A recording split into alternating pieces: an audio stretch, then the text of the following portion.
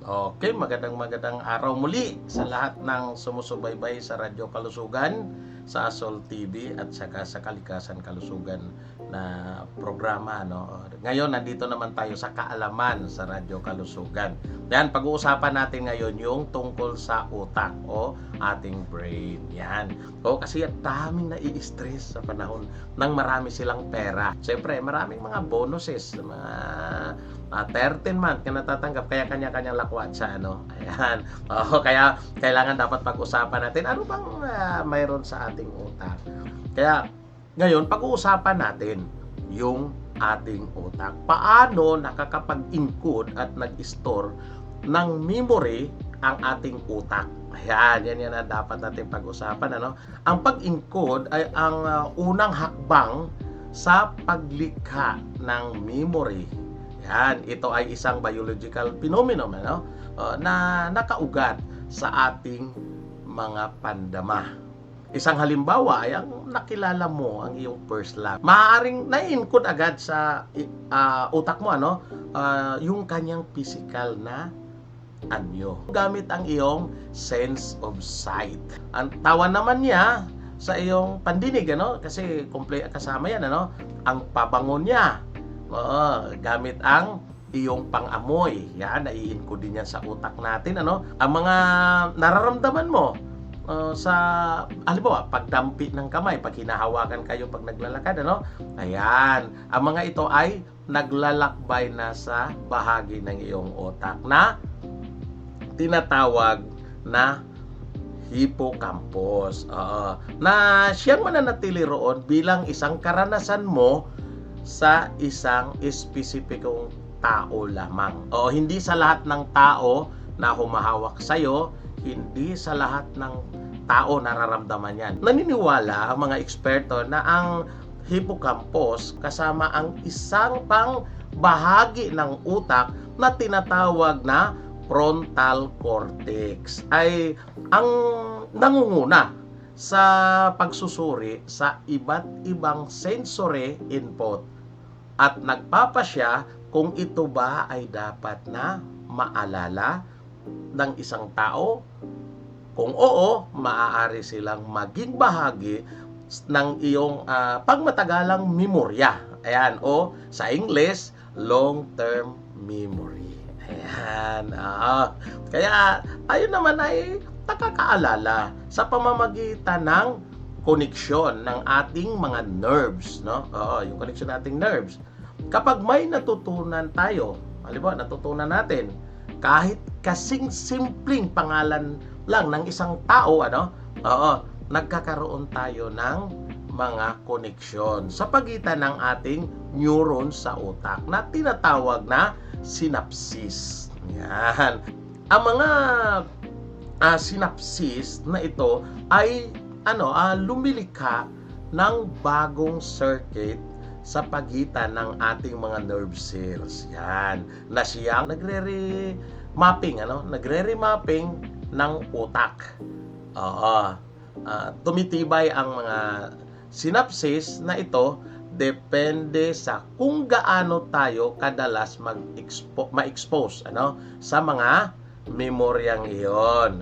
Kung mas na-expose ka sa isang aktibidad, halimbawa na lang tulad ng isang paglalaro mo ng basketball na nagsasanay ka ng shooting ng libo-libong beses, maraming beses, hindi lang libo o kaya minsan 100, mas mapatibay natin mas mapapatibay ang kanyang synapses tungkol dito at palagi niya itong maalala.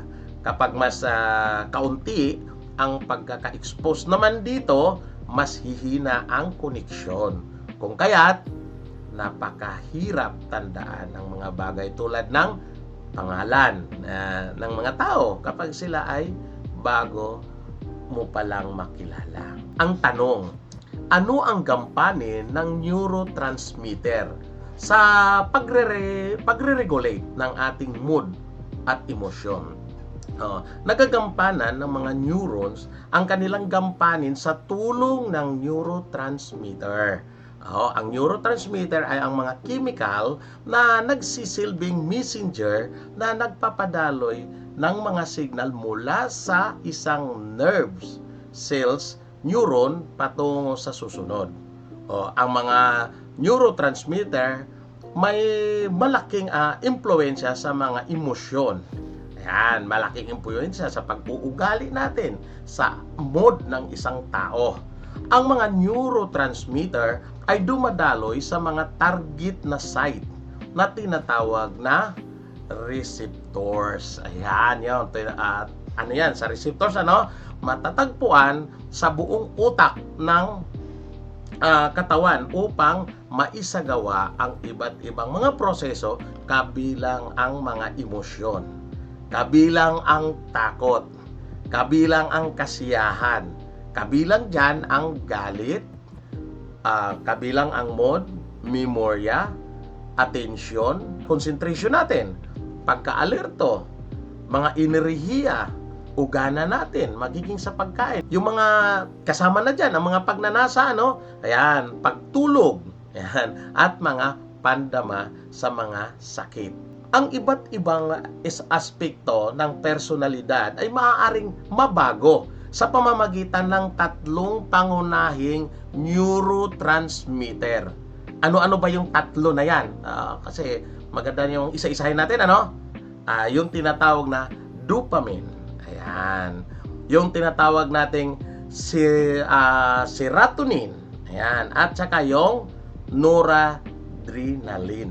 Ang kakulangan sa bilang ng dopamine ay maaaring nagre-resulta sa schizophrenia. Ayan.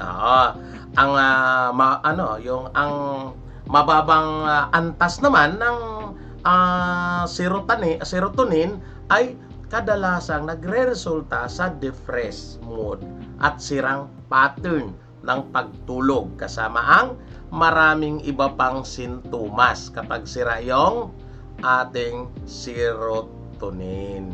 Ayan.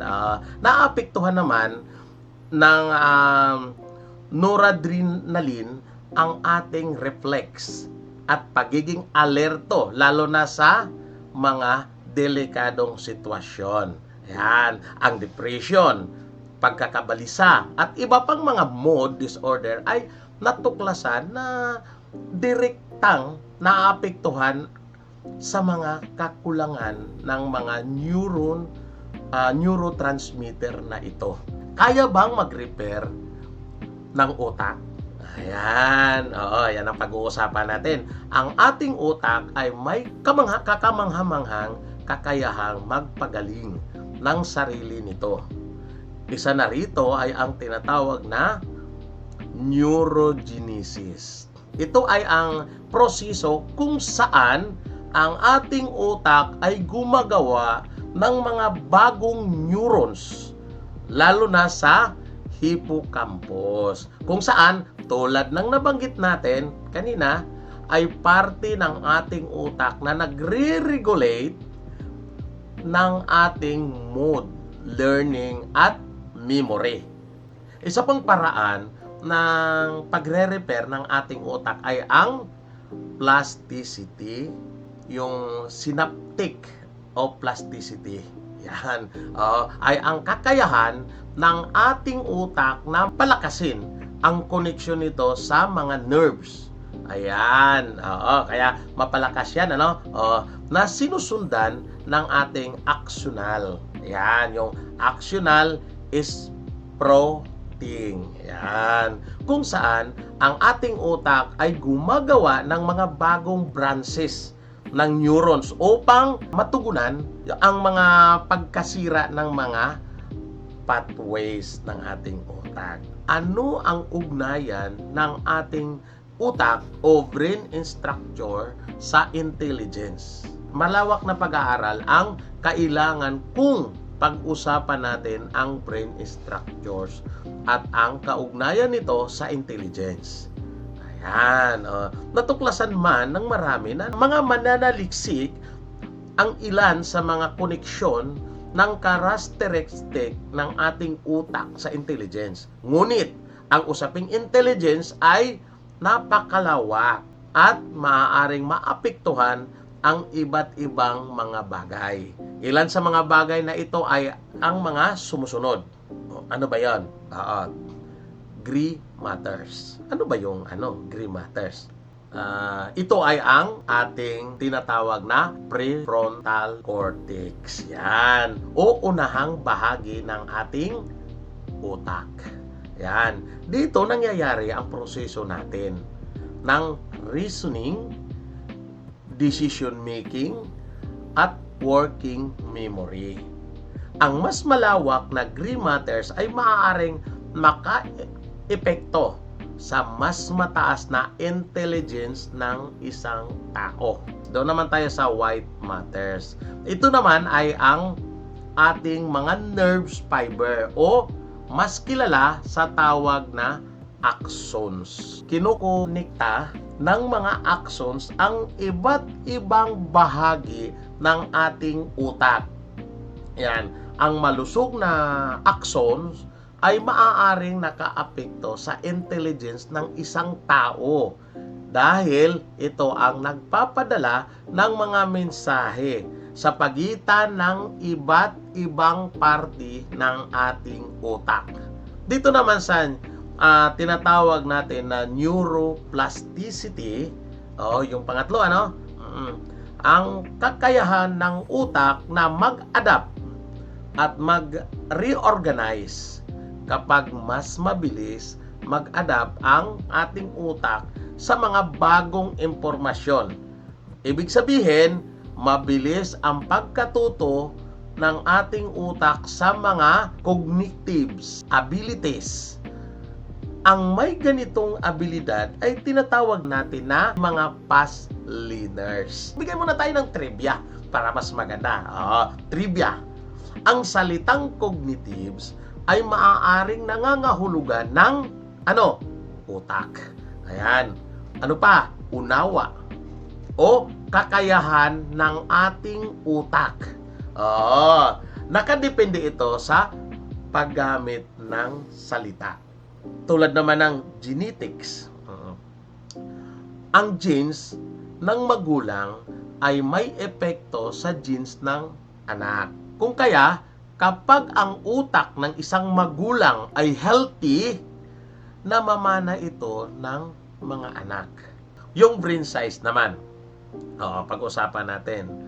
Kasi controversial itong usapin dahil sa maraming study, yung mga studies na nagsasabi na wala masyadong kaugnayan ang laki ng utak sa intelligence ng isa.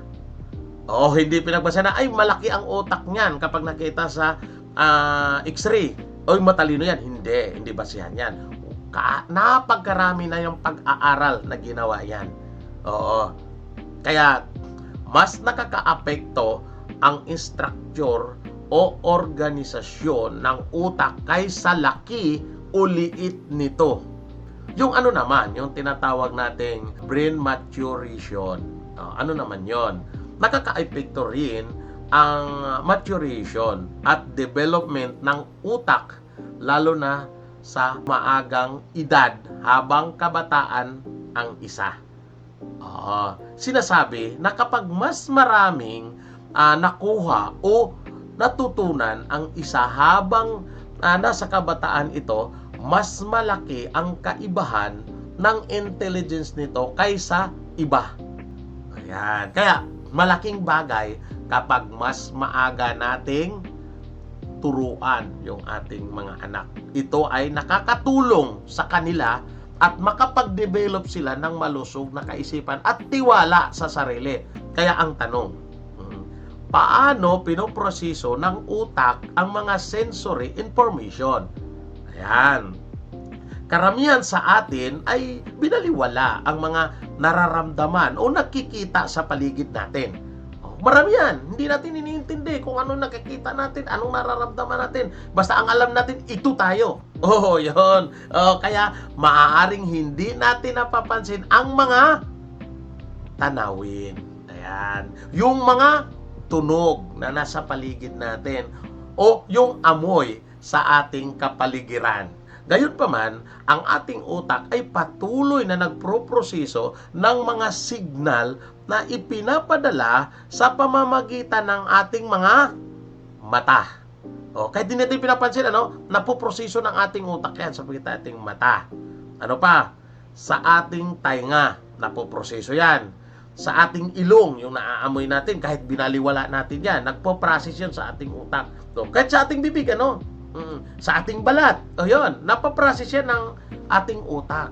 Ang mga special na sensory neurons ay tumutugon sa input mula sa kapaligiran. Ang mga sensory neurons ay tumutugon sa input mula sa kapaligiran. Ayan. Ang mga input na ito ay ipinapadala sa utak bilang electrochemical signals. Ang mga signals ay natatanggap sa mga kategorya.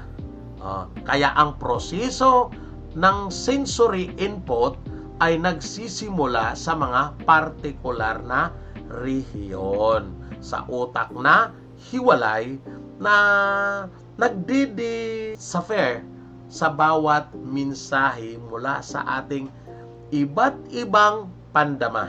Pagkatapos, nakabubuo na ito ng pagkilos. Ang mga karamdaman sa pagpoproseso ng pandama o ang sensory processing disorder ay mga kondisyon na nakakaapekto sa kung paano pinoproseso ng utak ang impormasyong pandama. Yan, maaari silang magdulot ng sobra o kulang sa pandama na impormasyon. Kabilang ang paningin at o tunog. Kasi kabilang yan. Kapag ang isang tao ay may sensory processing disorder, ang kanilang utak ay maaaring hindi epektibong magpoproseso ng mga pandama na impormasyon. Ayan. Ang mga karamdaman ay nagdudulot ng mga hindi maaangkop na tugon, reaksyon o pareho sa pandama na impormasyon. Ang ilang mga tao ay nagiging sobrang sensitibo sa sensory input. Ayan. Ang iba naman ay maaaring undersensitive sa sensory input. Kaya dapat natin itong pansinin yung ating utak. Kasi yung ating utak, yung input, siyempre, ang input natin, saan ba nanggagaling? Sa ating ilong, sa ating bibig, sa ating mata, sa ating tainga, sa ating kamay o sa ating paa, pati na yung ating kabuuhang balat. Yun, doon ang gagaling yan. Pagkatapos, ipapasa yan doon sa utak natin. Tapos, ang output naman nun, kung ma-i-develop na ng ating utak yun, yung napipick up niya doon sa input, tsaka naman ito, ipapasa kung ano ang tugon. Oo, kaya napagaganda, napaganda ng proseso. Kaya ang tanong, ano ang mangyayari sa ating utak kapag tayo ay natutulog at nananaginip? Maraming mga biological na proseso ang nangyayari kapag tayo ay natutulog. Yan. Ang utak ay nag-iimbak ng bagong impormasyon at tumutulong sa proseso ng pag-aalis ng mga toxic waste. Ayan. Ang ating mga nerve cells ay muling nagre-reorganize at ang ating katawan ay nag-aayos ng mga selula, nagpapapanumbalik ng enerhiya sa ating katawan at naglalabas ng mga molekula tulad ng mga hormones at protina. Yun yung ginagawa natin hanggang tayo ay natutulog. Kaya napagkahalaga ng isang tao na natutulog ng sapat na oras. Ano ba yung sapat na oras? Ang sapat na oras na pagtutulog ay 7 hanggang 9 na oras sa bawat araw. Ang brain plasticity theory ay nagsasabi na ang pagtulog ay kinakailangan para sa paggana ng utak. Sa partikular, tinutulungan nito ang iyong mga neurons o mga nerve cells na muling mag-reorganize kapag natutulog ka. Ang iyong utak o whisk clearance ay nag-aalis ng mga toxins mula sa central nervous system. Inaalis nito ang mga nakakalason na byproduct na tinatawag sa iyong utak na namumuo sa buong araw na ikaw ay gising. Oo, doon yung nagbibigay daan ito sa iyong utak na gumagana ng maayos kapag naggising ka na. Sa konsepto naman ng panaginip, hirap pa rin ang mga eksperto sa pagtukoy kung anong aktibidad ang ginagawa ng ating utak dahil mahirap aralin ang mga panaginip. Yan. Kapag tulog ang mga tao, hindi natin maobserbahan ang mga nangyayari. Ayan. Ang ganitong klaseng pag-aaral ay umaasa lamang sa mga ulat ng mga taong nakakaranas ng panaginip. Ano ang ginagampanan ng ating mirror neurons pagdating sa empatiya at social cognitions? Ayan. Anong gampanin ba? Ang mga mirror neurons ay kumakatawan sa isang natatanging klase ng mga neurons na ilalabas kapag ang isang individual ay nagsasagawa ng isang motor act na siyang nakita niya sa isang pang-individual na gumaganap ng pareho o isang katulad na motor act. Sa madaling salita, ang mirror neurons ay gumagana tuwing ginagaya natin ang ginagawa ng ibang tao. Yan. Ang kawili-wiling bahagi ay ang mirror neurons ay gumagana sa parehong paraan kapag aktwal nating nililikha ang pagkilos na iyon sa ating sarili. Ayan, katulad ng halimbawa, nagsusumba, ginagaya yung ganun. Yun, kumbaga, yun yung gumagana yung ating tinatawag na mirror neurons. Bukod sa imitation, sila ang may pananagutan na napakaraming iba't iba pang ugali at proseso ng pag-iisip ng tao. Ayon sa mga pag-aaral, ang ating mirror neurons ay siyang responsable sa pagkakaroon natin ng empatiya at social cognition. Ang sumusunod, ang dahilan kung bakit empatiya. Ayan. Kapag naoobserbahan natin ang ginagawa ng ating kapwa, gumagana ang ating mirror neurons upang maramdaman at maintindihan sila dahil ito sa kakayahan ng tao na matuto through observation. May epekto rin ang mirror neurons sa ating emotional contagions. Ayan. Ito ay ang pagkahawa ng emosyon ng ibang tao. Kasama sa nahahawa ng isa ay ang facial expression, gesture, yan, at body language. Nakakatulong ito upang mas lalong maintindihan ng isa ang mga emosyon, social cognition. Dahil sa mirror neurons, naiintindihan natin at nahuhulaan natin ang intensyon ng iba mula sa kanilang kilos at emosyon. Dahil dito, mas nagkakaroon tayo ng malalim na social interaction at cooperation.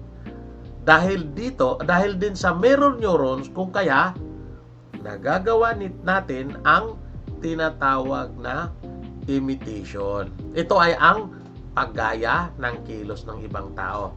Mahalaga ang imitation upang maintindihan at makabuo ng social bonding.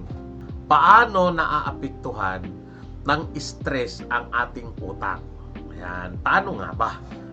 Ayon sa ilang mga pag-aaral, ang talamak na stress ay nakakapinsala sa paggana ng utak sa maraming paraan. Maring itong nakakagambala sa regulasyon ng synapses. Yan. Na nagre-resulta sa pagkawala ng pakikisalamuha o pag-iwas sa pagkikipag-ugnayan sa iba. Maliwanag kapag tayo na may stress, maaaring anong mga sintomas dyan, hindi na tayo makipagsalamuha sa iba. Ang stress ay maaaring pumatay. Pumatay rin ng mga selula ng utak. Ang talamak na stress ay may epekto sa prefrontal cortex. Gaya ng nabanggit natin kanina na responsable para sa memorya at pag-aaral. Yan. Maaaring maging makakalimutin ang tao o mawala ng pokus sa kanyang gawain. Ang stress ay hindi lamang nakakaapekto sa paggana ng pag-iisip. Maaari rin itong humahantong sa iba pang mahahalagang problema. Yan. Tulad ng pagkakaroon ng sakit sa puso. Ano pa? Pagkakaroon ng alta presyon at diabetes kapag tayo ay laging stress. Ang ibang mga sistema ng katawan ay tumitigil din sa paggana ng maayos kapag tayo ay stress. Kabilang ang digestive natin. Yung excretory. Yan. At reproductive structures. Yan. Ang nakakalason na stress ay maaaring nakapinsala sa immune system natin at nagpapalala sa anumang mayroon ng mga sakit. Ano ang basis ng creativity? Ang psikolohiya at neuroscience ay gumagawa ng nakapagpapatibay na pag-unlad sa ating pangunawa sa kung paano gumagana ang pagkamalikhain ng isang tao. Ayan. Ang pagiging malikhain ng utak ng tao ay nagsasangkot ng interplay. Ayan. Ang default ng utak at ang mga executive control network, ang mga koneksyon na ito ay nagpapahintulot sa atin na kusang bumuo ng mga ideya at critical na suriin ang mga ito. Iminumungkahi ng mga natuklasan sa pananaliksik na ang mga tool sa neuroscience ay maaaring gamitin upang malaman ang kakayahang mag-isip ng malikhain ng isang tao batay sa lakas ng kanilang mga koneksyon sa network ng utak. Ngunit hindi pa namin alam kung ang mga koneksyon na ito ay maaaring palakasin upang mapabuti ang malikhaing pag-iisip. Kaya ano ang kabuuhan na maitutulong sa atin ang mga impormasyong nababanggit tungkol sa ating utak? Dahil ang ating utak ay ang mahiwagang core ng kung sino tayo. Yan. Kung sino tayo, yun ang pinakamahalaga. Tinutukoy nito ang ating mga personalidad at kagustuhan. Diyan sa ating utak, ang iyong utak ay ang pinakabuod ng iyong pagkatao. Nasa utak yan. Sariling katangian at kakayahan. Ang pag-alam kung paano gumagana ang utak ay nakakatulong sa atin na maunawaan ang batayan ng pag-uugali at pagkilos ng tao. Sa karanasan physical man o emotional, binabago ng ating utak ang sarili nito. Pinapalakas at pinapahina ng mga kasalukuyang koneksyon o mga synapses at gumagawa ng mga nagbago. Ang pag-unawa kung paano nabuo at binago ang mga natatanging koneksyon na ito ay nakakatulong sa atin na tunay na maunawaan ang ugnayan sa pagitan ng pisikal na utak, ating pag-uugali, at kung bakit tayo nagiging individual. Ayan. Sa pamamagitan ng paggalugad at pagmamap sa mga panloob na gawain kung paano gumagana ang ating normal na utak at kung paano ito agad na makakalikha ng mga bagong kaisipan. Matuto ang mga bagong bagay at maalala ang mga alaala. Maaari nating gamitin ang kaalamang iyon upang mapahusay ang paggana ng ating utak. Maraming salamat sa inyong lahat at sa Radyo Kalusugan, sa Azul TV at sa lahat ng mga FM radio na sumabay sa amin at Kalikasan Kalusugan. Maraming salamat sa lahat ng sumusuporta sa amin at sa susunod uli na Biyernes sa aming programang Kaalaman sa Radyo Kalusugan. Magandang araw po.